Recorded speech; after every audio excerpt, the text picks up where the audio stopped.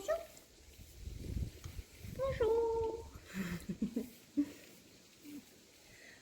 Coucou et j'espère que vous allez bien. On se retrouve pour une nouvelle vidéo de Coffee Talk. Vous aviez beaucoup aimé la dernière fois et moi aussi j'ai adoré. Du coup, je reviens aujourd'hui avec une nouvelle vidéo. On va parler un petit peu général en rebondissement par rapport à la première vidéo. Je vous ai demandé de me poser les questions que vous aviez envie. Donc du coup, j'ai sélectionné en fonction un petit peu des catégories qui n'arrêtaient pas de revenir pour essayer de répondre à la plus grande majorité.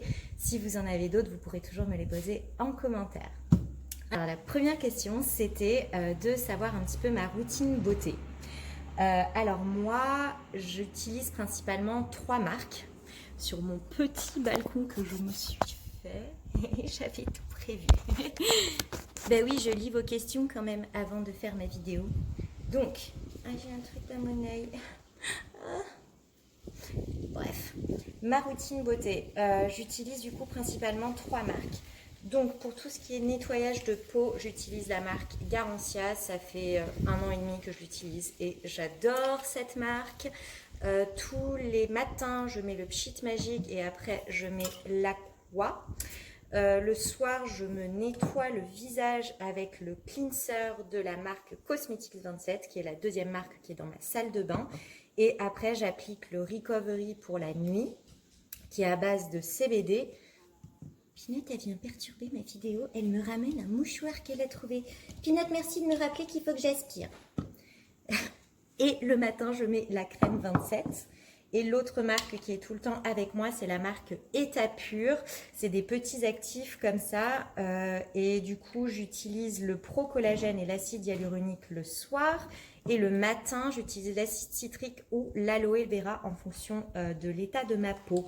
Donc voilà, 3 marques. Pour le nettoyage, plutôt Garancia. Pour l'hydratation et le glow, ça va être la marque Cosmetics 27. Et pour vraiment nettoyer, purifier, si vous aviez un problème de peau en particulier, la marque État Pur. L'autre question que j'ai reçue, c'est savoir quelle est ma musique qui me met de bonne humeur. Alors du coup, je vais vous la mettre. Alors...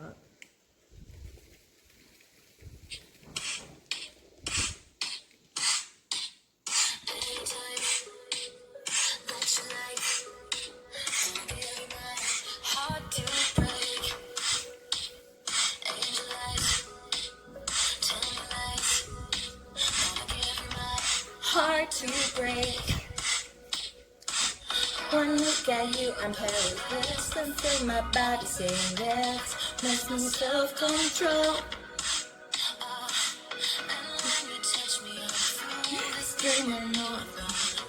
Après le refrain, je coupe, mais le refrain est trop bien.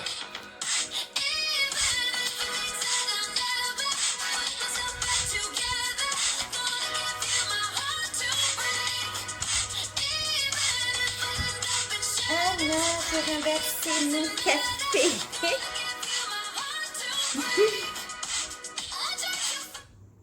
Ça voulait plus couper. Bon, j'ai fait que des bêtises. J'ai renversé mon café qui est censé être pour mon coffee talk. D'ailleurs, ce n'est pas vraiment du café, mais ça je vous le dirai dans l'autre question. Et donc après, c'était donc savoir quelle était ma chanson qui me mettait de bonne humeur, c'était Hard to Break. Et ma chanson du moment, j'en ai 2. J'adore celle-là.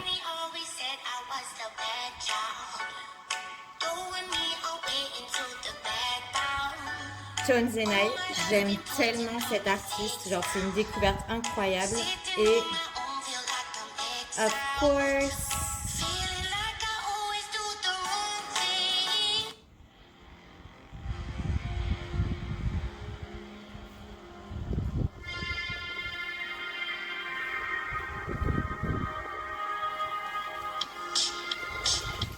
en vrai, je suis une fan de The Weeknd depuis genre 6 ans.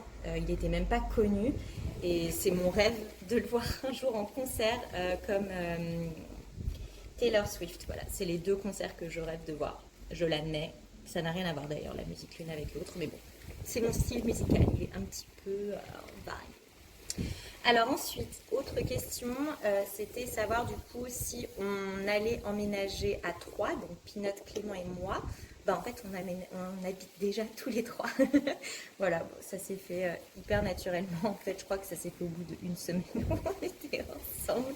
Il s'avère que Clément avait plus d'appart, il était chez son frère, il cherchait un nouvel appart, que moi j'avais le mien, et qu'en fait, on passait tout notre temps ensemble, que le feeling se passait super bien. Et en fait, sans se poser de questions, on a emménagé ensemble. Voilà. Mais l'appartement, du coup, est peut-être un peu petit pour nous trois. C'est pour ça qu'il faut déménager. Ensuite, savoir si, alors question complètement indiscrète, mais je vais y répondre, c'est le Coffee Talk. Savoir si j'avais arrêté la pilule suite à mon Coffee Talk. Donc, et là, je vais plomber l'ambiance générale de ce Coffee Talk. Je n'ai pas de pilule en soi, j'ai des hormones.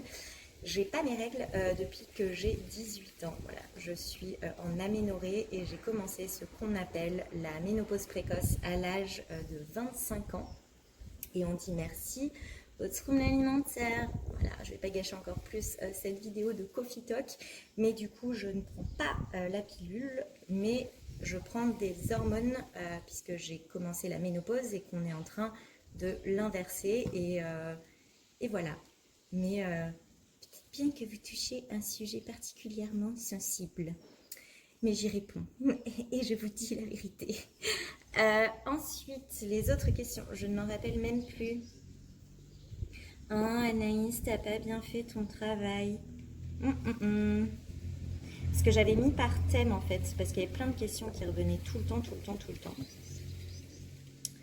Ah oui, donc savoir un petit peu comment ça se passait, ma renutrition, comment se passait le rééquilibrage, qu'est-ce que j'avais, et du coup aussi savoir comment maintenir un régime vegan toute une vie. Donc déjà, on va commencer par la base de la base. Pour maintenir un régime vegan toute une vie, ne faites pas comme moi. Faites ce que je dis et pas ce que je fais. Et j'en paye aujourd'hui le prix cher, puisque la preuve pour l'instant, mon régime, c'est pas un régime d'ailleurs, mon mode de vie vegan doit être mis en pause, puisque ça a abîmé ma santé parce que je ne l'ai pas bien fait. Je ne l'ai pas fait de façon intelligente. Quand on devient vegan, il y a beaucoup de facteurs à prendre en compte. Déjà, le premier, c'est que malheureusement, on a beau aimer les animaux autant que possible et on a beau refuser d'en manger, le véganisme n'est pas adapté à tous les corps et n'est pas adapté à tous les métabolismes. Par exemple, beaucoup de personnes qui vont souffrir du syndrome de l'intestin irritable, c'est très compliqué pour eux d'être vegan puisque du coup, il y a plein de légumineuses, plein de protéines qu'ils ne supportent pas et donc ça réduit considérablement leur alimentation. Ensuite, quand on est vegan, pour avoir une alimentation équilibrée et avoir tous les apports, ce qui est tout à fait possible, mais pour ça, il faut manger dans des très grandes quantités. Puisque forcément, oui, dans 100 grammes de chia, de graines de chia, vous avez plus de protéines que dans 100 grammes de poulet. Sauf que, combien ça représente 100 grammes de graines de chia? C'est une quantité énorme. Il faut manger du coup d'une part en grande quantité et deuxième part il faut manger extrêmement varié. C'est deux choses que j'ai jamais faites et deux choses que au jour d'aujourd'hui je suis incapable de faire. Je ne peux pas manger en grande quantité, c'est vraiment impossible pour moi psychologiquement au jour d'aujourd'hui. Et manger varié aussi, c'est compliqué. Moi, je suis quelqu'un, je vais, à cause des troubles alimentaires, je vais m'attacher à un aliment et je vais me dire, ah, celui-ci me fait du bien. Et je vais obséder autour de cet aliment. Et pendant une semaine, je suis capable de manger que des choses à base de cet aliment. Chose qu'il ne faut pas faire du coup déjà de base. Il faut manger varié. Et encore plus quand on est vegan. Donc voilà, donc je pense que pour du coup garder une alimentation végane toute sa vie, il faut faire les choses intelligemment, il faut énormément se renseigner, il faut voir pourquoi pas un nutritionniste qui peut vous expliquer les bases et qui peut vous aider dedans et il faut se supplémenter.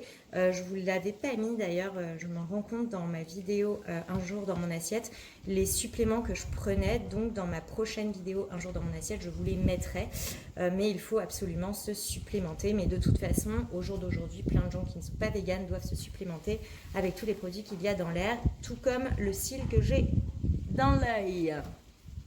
Bref. Ensuite, es-tu heureuse? C'est une question très difficile. Je trouve que c'est une question extrêmement compliquée à répondre. Es-tu heureuse? On a tous envie de dire, bah oui, je suis heureuse. Mais l'es-tu vraiment? Est-ce qu'il n'y a jamais des jours où tu en as vraiment ras-le-bol? Moi, je pense que actuellement, j'en ai ras-le-bol. Je suis dans un cercle infernal où je corrige un problème de santé, j'en ai un autre qui arrive. J'en suis au point, là on vient de m'annoncer encore un truc, j'ai dit à Clément, genre si on me dit que ça c'est positif, en fait j'abandonne tout. Donc ça c'est embêtant. Maintenant, je pense qu'il faut revoir la définition d'être heureux. Et je pense en fait que c'est hyper dur d'y répondre parce que je pense qu'il n'y a pas vraiment de définition. Je pense qu'en fait, être heureux, c'est comme la beauté, c'est hyper subjectif. En fait, chacun de nous a ses critères de savoir ce que c'est qu'être heureux, ce que c'est d'être épanoui. Donc aujourd'hui, je pense que je ne suis pas entièrement heureuse. Par contre, je pense que je suis très épanouie. J'atteins les objectifs que j'ai envie d'atteindre. Je travaille énormément sur moi. On a de super beaux projets, encore une fois, qu'on est en train de vraiment développer tous les deux. Ça avance bien. Donc, je suis extrêmement épanouie, maintenant heureuse. J'ai encore pas mal de zones d'ombre dont j'ai besoin de me débarrasser. Et pour m'en débarrasser, il faut que je travaille dessus. Donc, il faut que je fasse un travail sur moi. Donc, je ne suis pas entièrement heureuse. Mais pour moi, c'est une définition qui est hyper subjective. D'ailleurs, quelle est votre définition de être heureux? Et est-ce que vous êtes heureux, vous? Vous pensez vous installer où si vous quittez Paris? Eh bien, on a 2-3 pistes, mais pour l'instant, je ne les révèle pas. Voilà. On a fait un top 3 de la meilleure des situations. Donc, je vous le dirai, on s'est prévu, en fait, on s'est dit qu'à la fin du confinement, on se donnait 2 mois. Non, on se donnait 1 mois pour décider et 2 mois pour déménager. Sauf en fonction du travail de Clément. Donc voilà. Mais je vous en dirai plus à la fin du confinement, là où on en verra un peu plus. Peut-être que ça sera dans 6 mois et peut-être que ça sera dans 3 mois. Et ça va dépendre de beaucoup de facteurs, de aussi nos projets à nous, ma santé, mais c'est clairement en cours. Voilà. Donc après, il y avait pas mal d'autres questions. Arrêt de la pilule qui est revenue. Voilà, mes conseils beauté. Voilà. Ah oui, et si j'en vois une, hors fermant le téléphone. Donc du coup, mon nouveau mode d'alimentation, je ne l'ai pas encore complètement mis en place. Il y a des choses qui sont hyper compliquées. Je dois arrêter la caféine. Alors, je n'ai pas arrêté à 100%. Là, c'est un café décaféiné. J'ai retiré tous les cafés. Le seul que j'ai pas retiré, c'est celui du matin. Ah, vraiment, je suis italienne et portugaise. Qu'est-ce que vous voulez que je retire ce café du matin? J'en suis, mais il y a des gens qui sont addicts au sucre. Et il y a les gens qui sont addicts au café. Et moi, sinon, je déprime. Je suis pas bien, il faut pas me parler. J'ai même une cuillère que vous voyez souvent sur Insta où il y a marqué Ain't a princess before breakfast. Et en fait, c'est une anecdote de quand j'étais petite où mon père m'avait dit Hey princess, how are you? Et j'avais répondu I'm not a princess before I've had my breakfast. Oui, j'étais une peste quand j'étais enfant. Donc voilà, donc du coup, moi, tant que j'ai pas pris mon petit déjeuner et surtout mon café, il faut pas me parler. Donc ça me manque. Donc voilà, j'ai pas pu mettre la volaille encore. Non. J'ai réussi à manger un œuf depuis que je vous ai fait cette vidéo. Mais voilà, petit à petit, j'ai par contre retiré du coup l'avoine complètement. J'ai retiré le quinoa, enfin il y a plein de trucs que j'ai retirés. Je le mets de temps en temps quand j'avais vraiment une recette en tête. Genre là, j'ai une recette, je veux faire du thon vegan avec des pois chiches. Ça fait longtemps que j'ai envie d'essayer. Et donc, du coup, je vais manger des pois chiches parce que voilà, c'est pour faire cette recette-là et que j'ai vraiment envie de le goûter. Et de vous dire si jamais c'est bon et si c'est à refaire. Mais voilà, c'est pas, comme j'ai dit, c'est pas interdit. Il faut juste que je le retire au maximum de mon alimentation. J'ai retiré le soja complètement. Je prends des nouveaux compléments que je vous montrerai. Pardon, je me touche l'œil, c'est absolument insupportable dans cette vidéo, mais j'ai un truc dans l'œil. Et je prends du coup des nouveaux compléments que je vous montrerai dans un jour dans mon assiette.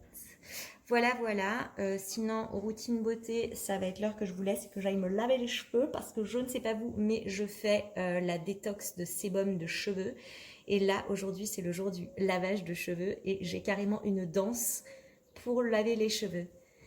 Dans mon bain de mousse, je me secousse, je souris. Oui, oui, oui, oui. Clément se moque de moi au quotidien, mais quand c'est l'heure de se laver les cheveux, c'est carrément ma journée. Donc, je vous fais des gros bisous et je vous dis à très vite dans une nouvelle vidéo de Coffee Talk. N'hésitez pas à me dire si vous, vous êtes heureux, quels produits aussi de beauté vous utilisez, si vous faites la cure de sébum, tout ci, tout ça. Et aussi, si jamais vous voulez que je fasse une vidéo qui serait vraiment dédiée aux troubles alimentaires et aux problèmes de santé que ça peut amener en vous expliquant mon expérience à moi, mais ça serait une vidéo qui serait dédiée pour que les gens que ça n'intéresse pas, qui n'ont pas envie de regarder, ne la regardent pas et que ça ne les dérange pas dans leur vidéo. Mais dites-moi si jamais vous voulez que j'en fasse une. Voilà, j'aime bien m'ouvrir dessus et surtout si mon expérience assez forte peut en aider certaines, et ben c'est avec plaisir de le partager. Voilà, je vous dis à très vite. Je vais boire mon café décaféiné et allez,